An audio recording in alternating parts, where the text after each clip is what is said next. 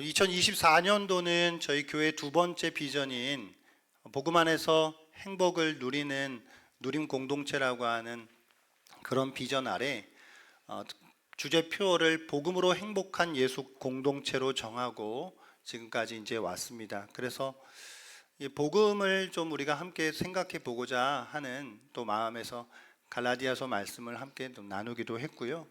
우리가 복음을 알아야만, 복음 안에서 있을 때에만 비로소 참다운 인생의 행복을 알고 그것을 누릴 수 있을 것이기 때문에 그렇게 이제 여기까지 왔는데, 여러분 행복하십니까?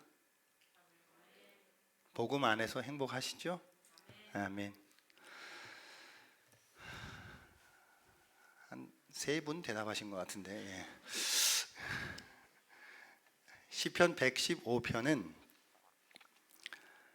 자신들이 만들어낸 헛된 우상, 그 헛된 신들을 섬기는 이 세상의 열방, 이 여러 나라들 가운데 그들 가운데 거하시는 하나님, 그들 속에서 살아가는 하나님의 백성들을 위한 말씀입니다. 하나님의 능력을 멸시하고 조롱하는 그 열방들, 이 세상 열방들에 둘러싸여서 살아가는 그 백성들은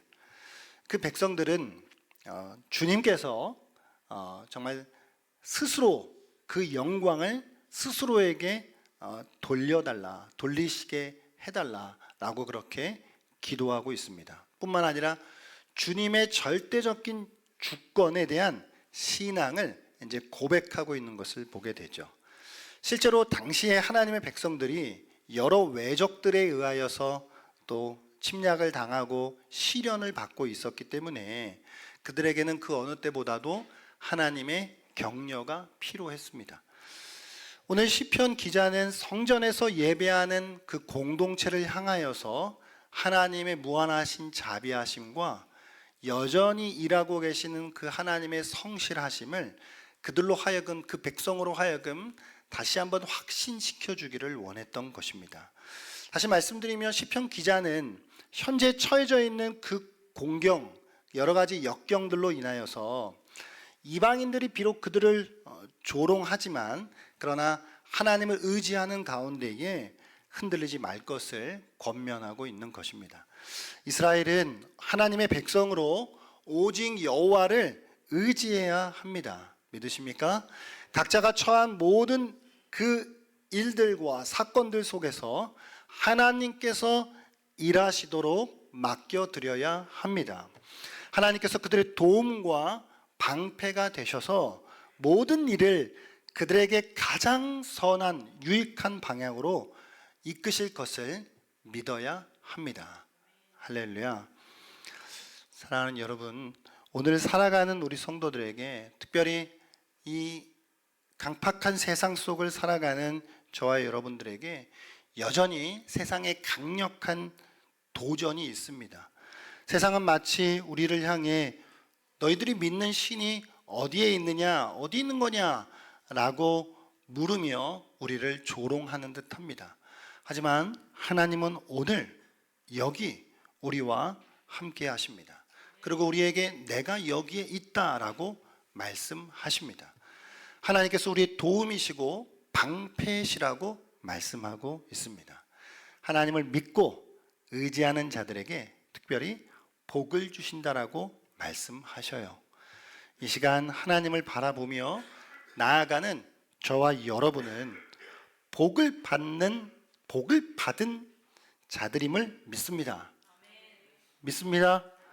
그 하나님의 복 안에서 그것을 온전히 누리며 살아가는 우리 모두가 되기를 소원합니다. 먼저 오늘 이제 115편 전체적인 맥락에서 좀 생각을 해보도록 하겠습니다.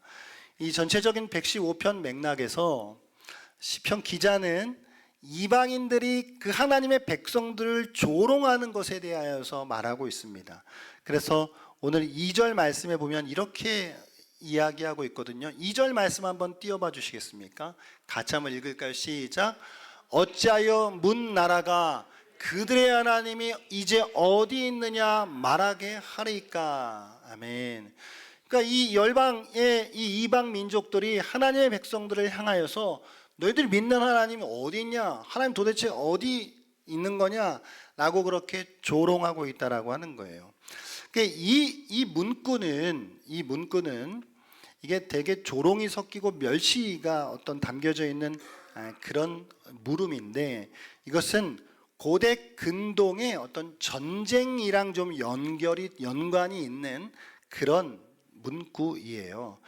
적군이 섬기는 신을 모독함으로써 그들의 사기를 떨어뜨리기 위한 의도를 담아 말하는 보통 그런 이 관용구가 너희들이 믿는 하나님 어디 있느냐라고 하는 이 말이거든요. 그래서 이 이방 민족들이 역시 하나님의 백성들을 향하여서 그들을 또 공격하고 침략하며 그들의 사기를 떨어뜨리기 위하여 그들에게 이와 같은 말로 물으며 도전하고 있는 것이죠. 여러분, 열방은 자기들의 힘과 계획으로 역사를 결정하는 것처럼 착각합니다. 하나님을 모르는 세상은 언제나 여호와 하나님에 대한 신앙을 시험하고 도전하는 존재들이라고 하는 것이죠. 이런 시험과 도전은 옛날에만 있었던 것이 아니라 지금도 여전히 하나님을 모르는 이 세상이 하나님을 믿는 우리들을 향하여 도전하는 시험이기도 합니다. 그러나 시인은 오늘 분명하게 그 하나님을 조롱하는 듯한, 그리고 우리들의 사기를 떨어뜨리려고 하는 그 저 열방을 향하여서 오히려 대받아치고 있습니다. 그 조롱을 들었지만 풀이 죽지 않고 오히려 그것을 맞받아치면서 그들이 섬기고 있는 그 우상이 얼마나 무능한지에 대하여 지적하고 있는 것이거든요. 시편 기자가 볼 때 인간의 무지 가운데, 인간의 어리석음 가운데 가장 큰 어리석은 것은 우상을 섬기는 것이다 라고 그런 말을 하고 있는 것이죠. 5절 7절 말씀을 보시게 되면요, 이제 좀 긴데 대략 내용은 이렇습니다. 5절 7절 보면 입이 있어도 말하지 못하고, 눈이 있어도 보지 못하고, 귀가 있어도 듣지 못하고, 코가 있어도 냄새 맡지 못하고, 손이 있어도 만지지 못하고, 발이 있어도 걷지 못하고, 목구멍이 있어도 소리조차 내지 못한다. 이게 뭐라고요? 이게 그들이 믿고 있는, 그들이 만들어낸 우상이라는 것이죠. 우상은 아무것도 아닌 거예요. 우상은 없는 거예요. 없는 걸 인간이 있는 것처럼 만들어낸 게 우상인 것이죠. 그러니 소리를 낼 수 있겠습니까? 들을 수가 있겠습니까? 볼 수가 있겠습니까? 아무것도 할 수 없는 거예요. 아무것도 아니기 때문에 아무것도 할 수 없는 것이에요. 오늘 시편 기자는 그 점을 정확하게 꼬집고 있는 것이죠. 더 나아가서 매우 중요한 심오한 진리를 담아 이야기하고 있는데, 그게 8절 말씀인데요. 8절 말씀 같이 한번 읽어볼까요? 시작. 우상들을 만드는 자들과 그것을 의지하는 자들이 다 그와 같으리로다. 아멘. 같아요. 세임이에요. 같아요. 근데 뭐와 뭐가 같아요? 우상과 우상을 만드는 자가 같대요. 자, 그러면 그들의 우상은 어떤 존재라 그랬죠? 보지도 못하고 듣지도 못하고 등등등 아무것도 할 수 없는, 아무것도 아닌 그 존재들. 그런 존재들이랑 그 우상을 만든 존재가 같다면 그 우상을 만든 존재들도 뭐가 되는 거죠? 아무것도 아닌 거가 되는 거예요. 그 우상을 만든 사람들도 보지도 못하고 듣지도 못하고 걷지도 못하고 만지지도 못하고 냄새도 맡지 못하는 이런 존재라는 거예요. 그러니까 우상이 있고 우상을 만드는 자가 있는데 그건 똑같은 존재다. 근데 우상은 아무것도 아니다. 그러니 우상을 만드는 존재들도 아무것도 아닌 게 되는 것이다. 이 이야기를 하고 있는 것인데요. 이것은 오늘 우리에게 매우 심오한 진리를 던져주고 있어요. 자, 내가 믿고 섬기는 헛된 우상, 그리고 나, 이게 같대요. 자, 그렇다라고 한다면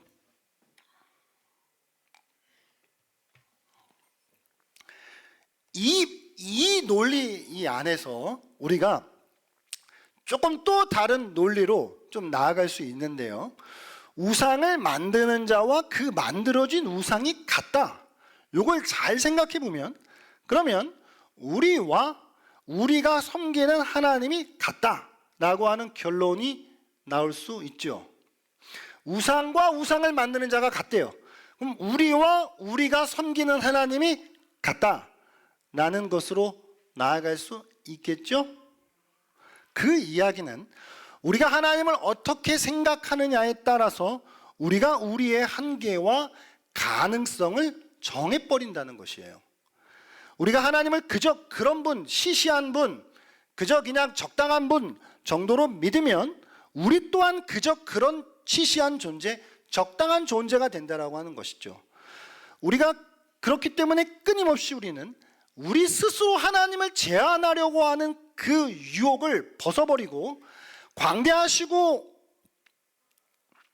광활하신 그 하나님을 믿어야 되는 거예요. 그 하나님을 믿을 때 그 하나님과 같은 존재로 우리를 여겨주신다라고 하는 것이죠. 그러니까 이런 이야기예요.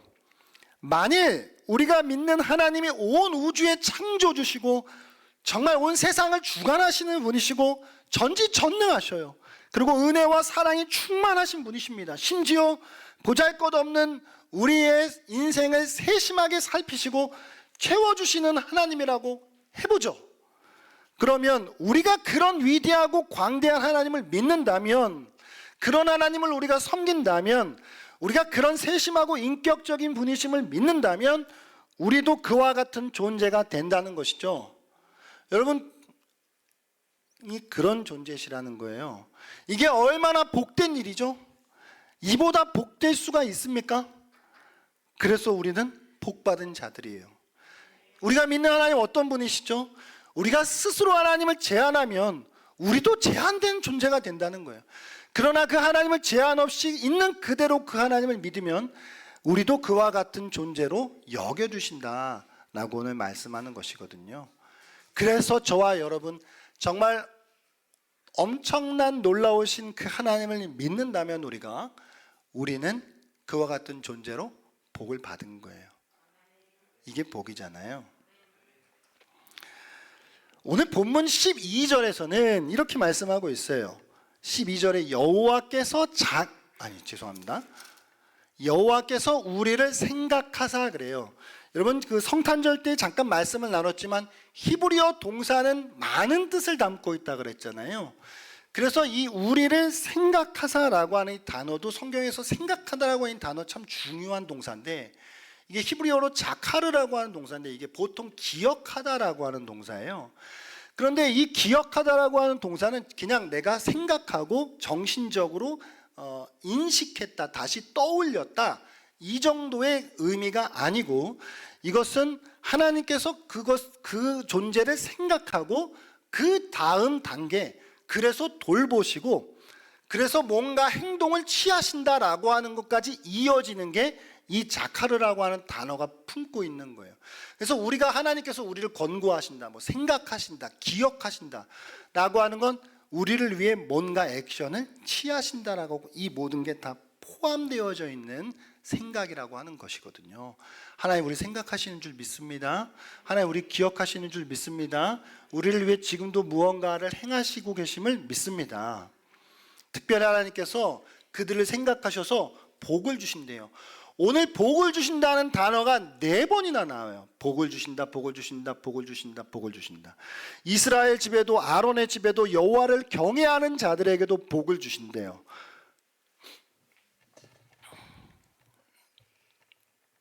그게 12절부터 13절까지 복을 주신다는 말이 4번이나 나와요. 그래도 좋으시죠? 복은 좋잖아요. 좋으시죠? 4번이나 하나님께서 우리에게 복을 주신대요. 이스라엘 집에도 아론의 집에도 여호와를 경외하는 자들에게도. 이것은 이제 시편 맥락 속에서 보게 되면 요 115편은 예배 공동체가 함께 불렀던 이제 찬송으로 여겨지는데, 그래서 예배 인도자가 그 예배 공동체를 향하여서 그 예배 공동체를 이스라엘 아론의 집 여호와를 경외하는 자들이라고 하는 것으로 표현을 해서 그 공동체를 향해 여호와를 의지하라고, 당신들이 여호와께 복을 받은 자들이라고 그렇게 그들에게 힘을 이제 복돋워 주고 있는 것인데, 오늘 조금만 구체적으로 그 복을 세 가지 정도로 정리를 할 수 있는데요. 첫 번째 복은 번성케 하신다는 거예요. 14절 말씀 한번 띄워봐 주시겠습니까? 14절 같이 한번 읽을까요? 시작. 여호와께서 너희를 곧 너희와 너희의 자손을 더욱 번창하게 하시기를 원한다. 아멘. 구약적인 맥락에서 일단 복이라고 하는 것은 대다수 자손이라고 번성하는 것과 연결이 되어 있거든요. 그래서 하나님께서 아브라함에게 주신 복, 내 자손을 별과 같이 바다의 모래와 같이 많게 해주신다라고 했잖아요. 이제 시편 115편 당시에 이스라엘 백성들이 이제 뭐 포로로 끌려가고 포로에서 돌아오고 그게 많이 사이즈가 작아졌단 말이에요. 이 사람들이. 그 이제 숫자적으로 많이 약해졌단 말이에요. 그럼 그 약해진 백성들에게 실질적으로는 1차적으로는 이들에게 그 작아진 그 백성들의 수를 하나님께서 또 많게 해주실 것이다. 더 하나님께서 번창하게 해주실 것이다. 이렇게 약속을 하시는 것이거든요. 그게 14절에서 말씀하신 거예요. 또한 두 번째 복의 의미를 좀 생각해 보면 16절인데 오늘 16절 말씀 한번 읽어볼까요? 시작. 하늘은 여호와의 하늘이라도 땅은 사람에게 주셨도다. 아멘.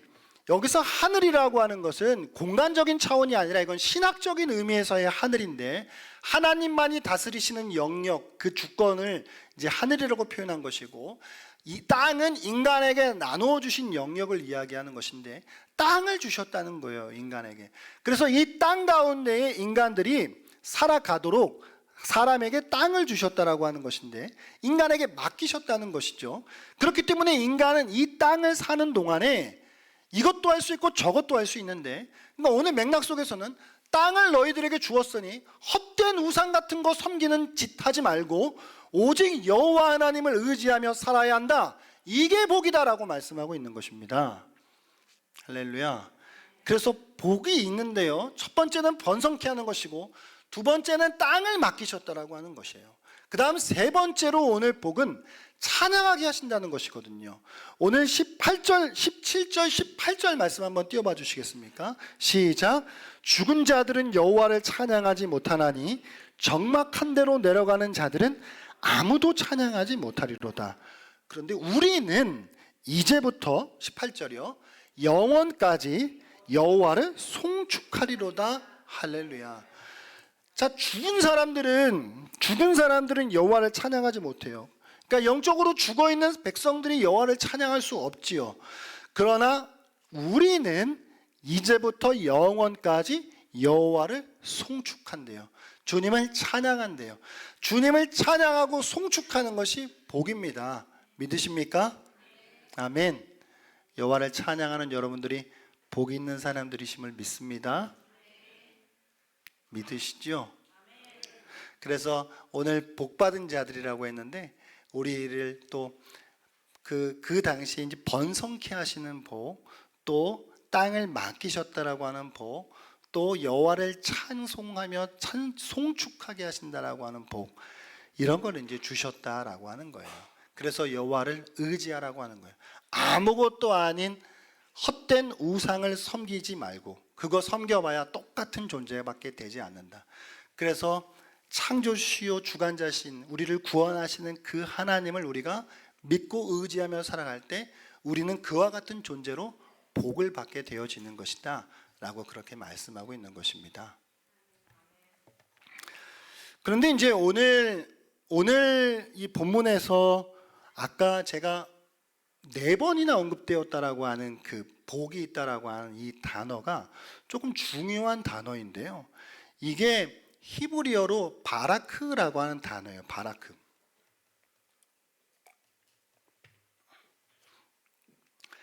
복이 있다라고 하는 이 단어가 보통 이제 성경에서 복을 이야기할 때 바라크와 아샤르라고 하는 두 개의 동사를 사용을 하는데요. 근데 이제 이 바라크가 되게 중요한 단어인데 이게 원뜻은 무릎을 꿇다예요. 무릎을 꿇다. 그러니까 이제 명사형은 베라카예요. 베라카. 이게 보통 복이라고 성경에서 번역을 해요. 오늘 본문 하나 빼먹었네요. 예. 이 바라카가 성경에서 많이, 특히 창세기, 시편, 신명기에서 엄청 사용이 되거든요. 그러니까 이제 이 바라카가 원뜻은 무릎 꿇다인데, 요게 용례가 조금 몇 가지 측면에서 우리가 용례를 생각해 볼 수 있는데, 하나님이 주어가 되고 인간이 목적어가 되면 하나님이 인간에게 라고 할 때는 보통 어떻게 번역이 될까요? 복을 주다라고. 하나님이 인간에게 복을 주다. 그러면 이제 두 번째로 인간이 인간에게는요, 인간이 인간에게 바라크하는 건 뭐겠죠? 축복하다라고 번역이 되겠죠. 그러면 다시 인간이 하나님에게가 되면요, 인간이 주어가 되고 하나님이 목적어가 되면 인간이 하나님을 송축하고 찬양한다가 되겠죠. 예배하고 경배한다가 되겠죠. 그러니까 하나의 단어가 히브리어에게 참 재밌는 거예요. 하나의 바라크라고 하는 단어가 어떨 때는 복을 준다, 어떨 때는 복을 빈다, 축복한다, 어떨 때는 찬양하고 송축한다라고 그렇게 이제 번역이 되어 있거든요. 제가 이게 바라크를 묵상하면서 이게 사실 마소라 본문 이전에 모음도 찍혀져 있기 이전에 이게 자음만 있었을 때 이 사람 이걸 도대체 유대인이 아닌, 정통 유대인이 아닌 일반 사람들이 이걸 번역할 때 도대체 어떻게 번역을 할까? 그래서 이제 사실은 학자들도 창세기 12장 3절 말씀, 이제 바라크가 되게 많이 이제 중요한 게 본문인데, 그 본문을 번역하는 거 이거 어떻게 번역해야 되나 되게 논쟁이 많은 그런 이제 본문이에요. 근데 제가 이제 이 바라크라고 하는 게 무릎을 꿇다라고 하는 그 의미를 가지고 있는 것으로부터 좀 이제 묵상을 하는데, 그럴 수 있을 것 같아요. 이게 기본적으로는 무릎을 꿇다인데, 자, 하나님이 인간에게 바라크한다라고 하는 건 감히 하나님이 인간에게 무릎을 꿇을 수는 없으니까 어떻게 생각해야 돼요? 그거는 복을 준다라고 해야 되겠죠. 그리고 인간이 인간에게도 무릎을 꿇을 때는 뭐 축복을 빌거나 아니면 그를 뭐 높이거나 이런 거가 될 거 아니에요. 인간이 하나님에게 바라크하는 건 매우 자연스럽고 무릎을 꿇는 건 자연스럽잖아요. 근데 주어 목적어 모든 걸 다 떠나서 어떤 대상에게 이 바라크가 적용이 되든 사실은 이 무릎을 꿇다라고 하는 것으로 다 연결되지 않나? 라는 생각이 들어요. 그러니까 이런 것이죠. 자, 왜 무릎을 꿇는 게 복일까요? 내가 집사님한테, 김홍희 집사님한테 무릎을 꿇었어요. 그러면 내가 무릎을 꿇음으로써 저 대상에게 뭐를 해준 거죠? 높인 거잖아요. 높이. 그리고 그 대상에게 뭘 한 거죠? 그 대상을 복되게 한 거잖아요. 맞나요? 그 대상에게 뭔가 선물을 드린 거고 내가 복되게 한 거잖아요. 내가 엎드림으로써. 맞나요? 맞죠? 그래서 자, 다시 한번 질문 드려보겠습니다. 하나님이 인간에게 바라크 하신다라고 할 때 이걸 한글 번역상으로 우리가, 그리고 유대인들도 아마 그렇게 생각했겠지만, 복을 준다라고 하는 개념으로 생각했겠지만, 우리가 조금 다른 차원에서 하나님이 인간에게 무릎 꿇으면 안 되나요?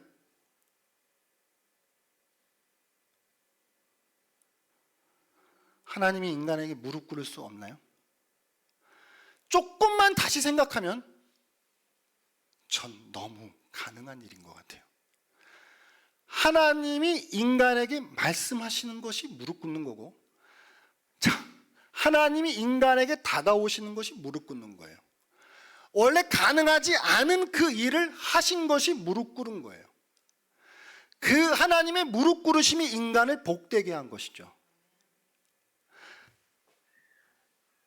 왕이 어린 아이에게 이제 왕위를 물려준다라고 할 때, 왕관을 씌워준다라고 할 때, 아버지 왕이 어린 왕에게 머리에 왕관을 씌워준다라고 할 때 무릎을 꿇고 왕관을 씌워주는 그림을 한번 그려보세요. 그러면 그것은 이 아들을 높인 것이지만 아버지는 아들을 높이기 위해 무릎 꿇었잖아요. 그걸 떠나서 우리가 어린 자녀에게 너 무슨 말 하는데? 라고 해서 들으려고 귀를 갖다 대려고 할 때 무릎을 꿇어요. 아버지가 이 자녀의 말을 듣기 위해 무릎을 꿇어요. 그럼 그게 자존심 상하는 일이세요? 그거 체면 구겨지는 일인가요? 아니죠. 이 아들을 높여준 거고 하나님이 다가오신 거잖아요. 가능한 일 아닐까요? 하나님이 인간에게 무릎 꿇는 일, 바라크하는 일, 가능한 일 아닐까요? 이 하나님이 인간에게 바라크한 일의 절정이 뭘까요? 그게 예수가 이 땅에 온 거예요. 예수가 이 땅에 온 자체가 하나님의 바라크의 클라이막스예요. 이 땅에 오신 그 사건 자체가 하나님의 무릎 꿇으심이에요. 그러니까 무릎 꿇었다라고 하는 게 꼭 내가 굴욕적인 의미를 생각하지 마시고 낮아졌다라고 하는 측면으로 생각해 보시면 하나님이 인간을 위해 낮아지신 거잖아요. 바라크 해 주신 거잖아요. 그리고 인간을 위해 예수가 십자가에서 죽으심이 그게 하나님의 바라크의 절정이라고요. 믿으십니까? 예수님이 채찍을 맞으시면서 당연히 무릎을 꿇으셨겠죠. 그 무릎 꿇음은 누구를 위함이에요? 저와 여러분을 위함이에요. 그거를 자기의 힘없음과 무력 때문에 무릎을 꿇었다라고 생각하는 사람이 있을 것이고, 그것을 나를 위해 나의 생명을 살리기 위해 무릎 꿇으셨다라고 믿는 사람이 있을 거예요. 후자는 복받은 자들이죠. 이 하나님의 바라크가 우리의 바라크가 되는, 우리를 위한 낮아지심으로 다가오는 사람들은 그건 복받은 사람들이죠. 믿으십니까? 그렇기 때문에 인생의 모든 복 중에 가장 큰 복은 하나님의 무릎 꿇으심, 하나님의 바라크를 믿는 사람들인 것입니다. 그 예수 그리스도가 이 땅 가운데 예수 그리스도를 보내주시고 그분을 십자가에 죽게 하심이, 이게 하나님의 낮아지시며 하나님의 바라크이구나. 이걸 우리가 믿게 될 때에 이거보다 더 큰 복은 없어요. 여러분, 이것을 믿으십니까? 그러면 우리는 복 받은 자들이고 여전히 복 받는 자들이죠. 우리가 만드는 그 하나님, 왜 우리는 자꾸 쓸데없이 하나님을 제한하죠? 그 하나님을 제한한, 내가 만들어낸 하나님을 자꾸 만들어내면 뭐라고요? 내가 제한된 존재밖에 되지 않는 거예요. 그러나 하나님을 무한대로 우리가 열어놓을 때에 그 하나님을 믿는 우리는 정말 무한한 존재, 하나님과 같은 존재, 정말 복받는 존재가 되는 줄 믿습니다. 올해를 마무리하며 그 하나님을 우리 스스로 만들어내는 오류에 빠지지 않고 그 하나님을 스스로 제한하는 어리석음에 빠지지 말고 우리가 정말 하나님을 있는 그대로 여호와를 의지하고 그분을 경외하는 자들에게 하나님께서 주시는 이 바라크의 복을 우리가 더 누리면서 살아갈 수 있었으면 좋겠습니다. 너무 가까이에 있나요? 너무 쉽나요? 그래서 잘 못 느끼시나요? 그렇다면 우리가 늘 이것을 다시 상기하고 말씀으로 우리를 쳐서 복종시켜 이 하나님의 바라크의 복을 정말 우리가 마음껏 누리며 살아갈 수 있는 진실로 복된 자들 되어주실 수 있기를 주의 이름으로 축복합니다.